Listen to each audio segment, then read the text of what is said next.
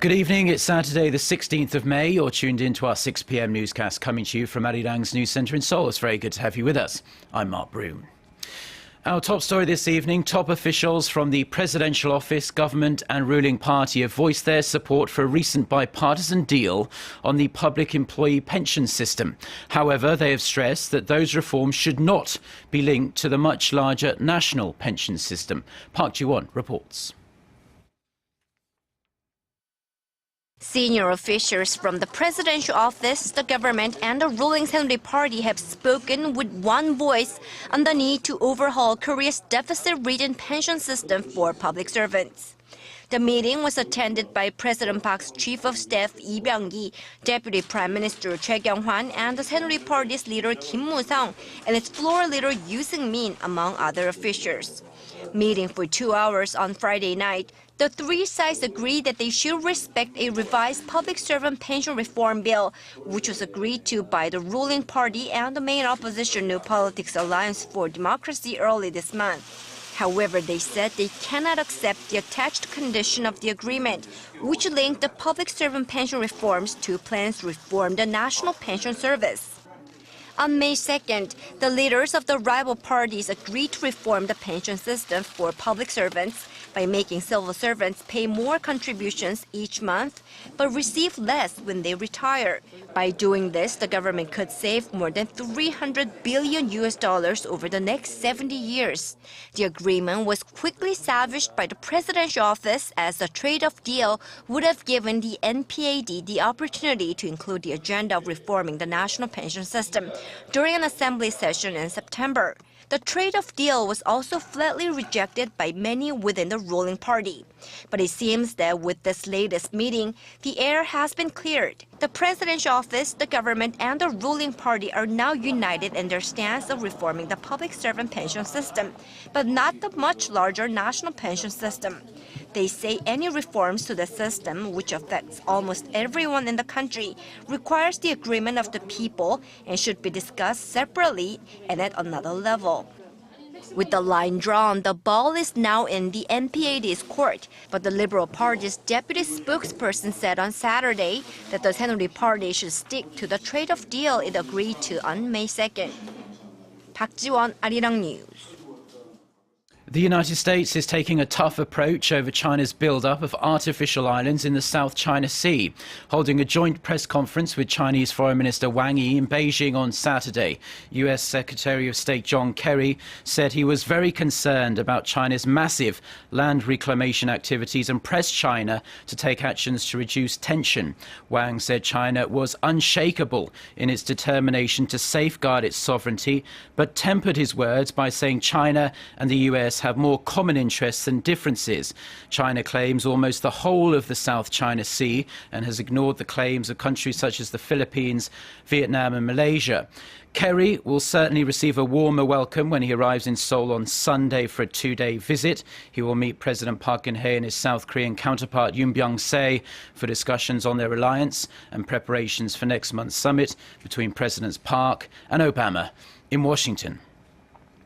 A joint logistics project between North Korea and Russia in the North Korean port city of Najin is expected to turn a profit in the near future. Speaking at a forum in Washington, Alexander Jenin, director of the Center for Korean Studies at the Institute of Far Eastern Studies, said that in order for the project to be profitable, annual container traffic should be at least 4 million tons, and this year's traffic goal is already at 1.5 million tons. The expert added that he expects the project to be a success if it earns the trust of international business entities in Northeast Asia. North Korea and Russia launched the Najin-Hasan project in 2008, linking the North Korean city to Russia's Trans-Siberian Railway. South Korean steel giant POSCO has received some 185,000 tons of Russian coal through the project since last November. A multi-billion-dollar case brought against the Korean government by U.S. private equity firm Lone Star has begun in Washington. The company is claiming almost $4.7 billion in damages from the Korean government. Lone Star claims it was forced to pay unfair taxes and suffered losses because Seoul dragged its feet approving its sale of a controlling stake in Korea Exchange Bank. The Texas-based firm wanted to sell the stake to HSBC in 2007, but Lone Star was only able to offload the stake in 2012 to Hana Financial Group for a lot less than what they would have received from HSBC. The Korean government says it was in no position to rush the approval in 2007, as Lone Star was facing some legal issues at the time, including allegations of stock manipulation. The first hearing will run for 10 days at the World Bank building in Washington. Officials say a final decision on the matter may take up to 1 year. Now, the popularity of imported cars is going through the roof here in Korea. Industrial data shows local sales of brands such as BMW, Mercedes-Benz and Audi have spiked 25% this year compared to the same period last year. The market for used imported cars is also rising fast. This is reflected in the number of imported car showrooms around the country. As of the end of 2011, there were 246 dotted around Korea. There are now 364. That's an increase of almost 50% in the space of less than 3.5 years. The automakers are also investing heavily in improving the quality of their after-sales service in Korea, as Korean consumers have long bemoaned the cost and inconvenience of repairing their imported car. A multicultural music festival was held earlier today just south of Seoul. The event, co-hosted by Arirang TV, is aimed at bringing different communities together and saying thank you for the contribution foreign workers make to Korea. Shin Se-min reports.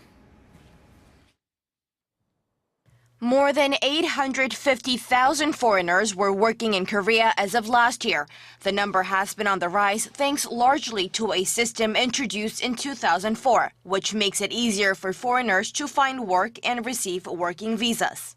The majority of foreign workers in Korea come from South and Southeast Asia. They mostly do manufacturing work for small and mid-sized enterprises, making money to send home to their families. To support the workers, a multicultural music festival was held on Saturday in Yongin, south of Seoul.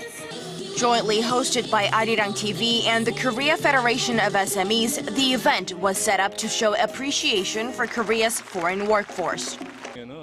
The foreigners that come here to work are crucial for many of our small and mid-sized companies. We want to give them the opportunity to show their homeland's culture to us here in Korea. Live performances by people from Indonesia, Thailand, and Kyrgyzstan brought memories of home flooding back for many of those taking part. On my part, very reminiscing, I kind of miss my home country, but I was able to see the different cultural heritage of different nations working here. Showing off a traditional performance from my home country means a lot to me, especially as home is on my mind all the time. The organizers say they hope events like this bring the Korean and foreign communities closer together and encourage them to mingle in a friendly way. Shin Se-min, Arirang News. Now, sailors from all four corners of the world have gathered in Korea's eastern coastal city of Uljin this weekend for the 8th Korea Cup International Yacht Race. Prior to the sailors' departure on Saturday, a ceremony was held welcoming the more than 260 participants from 18 different countries. The highlight is the so-called Dokdo race, where the sailors will make their way to Ulleungdo Island and Korea's easternmost Dokdo Island and sail back to their departure point in Uljin. The race is dubbed the Marathon on the Sea, as those taking part will be sailing almost 1,000 kilometers in just 60 hours. Now, strokes are one of the top 3 leading causes of death in Korea, and unfortunately for stroke survivors, one of the most promising recovery treatments comes with a nasty side effect: cancer. However, a group of Korean researchers say they found a way of preventing such tumours from forming. Our Park Se-young reports.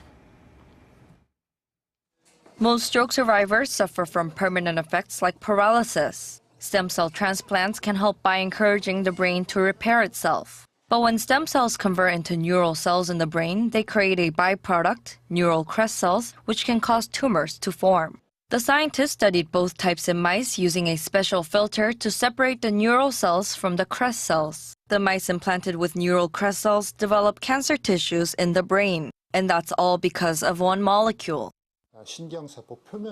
Neural cells which have the polycylic acid neural cell adhesion molecule did not cause cancer. However, neural crest cells which do not have the molecule form mesodermal tumors and unwanted pigmented cells. The researchers say treatments with neural stem cells free of neural crest cells are safe and effective in mice that have suffered from strokes or spinal cord injuries. Their study was published last month in Stem Cell Reports, which is a journal for the International Society for Stem Cell Research. They've also applied for a patent and plan to carry out clinical trials within 3 years. Park Se-young, Arirang News. Boston Marathon bomber Dzhokhar Tsarnaev has been sentenced to death for the 2013 terror attack. The 21-year-old will be put to death by lethal injection unless the sentence is overturned on appeal. Tsarnaev was found guilty last month on all charges, including the detonation of a weapon of mass destruction. He and his older brother Tamerlan were responsible for the bombing on April 15, 2013 that killed 3 people and injured hundreds more. Tamerlan was killed a few days later in a shootout with police. The defense had unsuccessfully argued that Dzhokhar Tsarnaev should not be sentenced to death because he'd been under the influence of his domineering older brother.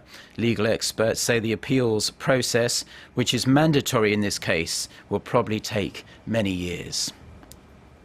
Now, before we go, leaving you with a brief look at the weekend weather, and it has been a beautiful, warm spring day across the entire country today, and we'll see almost identical conditions on Sunday with plenty of sunshine and daytime highs ranging from the mid to upper 20s nationwide. If you're planning on heading out this evening, though, you will probably need a light jacket, as we'll see the overnight low to dip down to 10 degrees Celsius in Seoul. With that, let's take a look at the weather in your part of the world.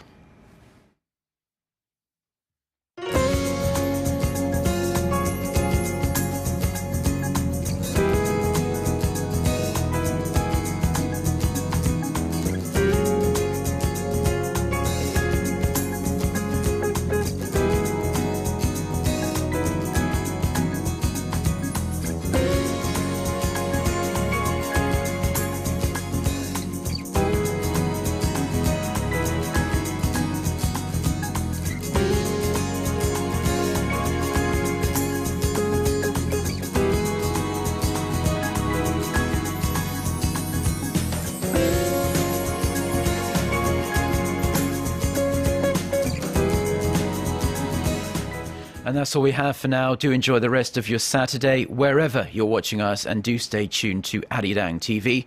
We'll be back again with our next newscast at 10 p.m. Korea time. Till then, goodbye.